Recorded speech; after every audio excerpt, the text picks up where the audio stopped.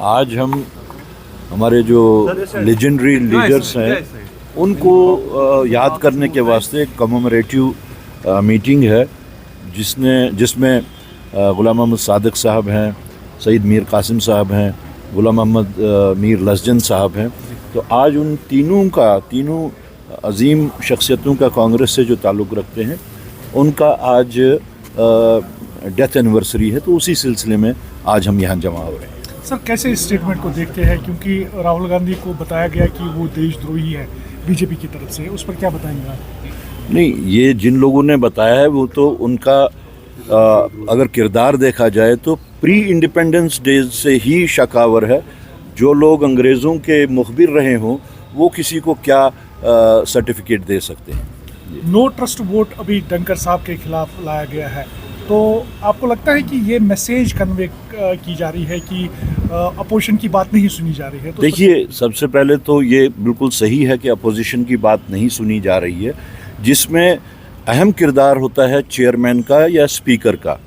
जहाँ तक चेयरमैन साहब का ताल्लुक़ है, with all due respects to the chair, उनका पर्सनल जो किरदार है वो बहुत ही पार्टीजन है।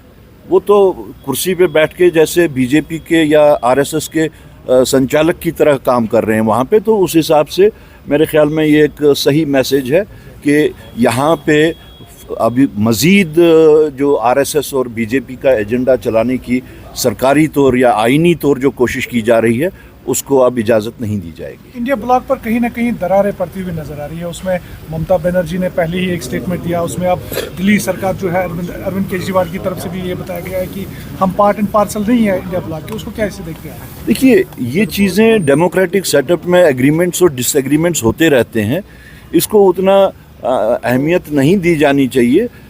जहाँ पे डिसएग्रीमेंट्स हैं वहाँ पे एग्रीमेंट्स भी क्रिएट किए जा सकते हैं, तो ये कोई बड़ी बात नहीं इस वक्त हमारे सामने। कांग्रेस के मजबूत 90 एमपी है इस वक्त असेंबली में, क्यों नहीं लीडर ऑफ अपोजिशन स्टेटहुड के लिए बीजेपी को घेरते हैं? पहले तो 90 नहीं है, 101 हैं इस वक्त, और टोटल राज्यसभा और लोकसभा में 150 एमपीज़ हैं।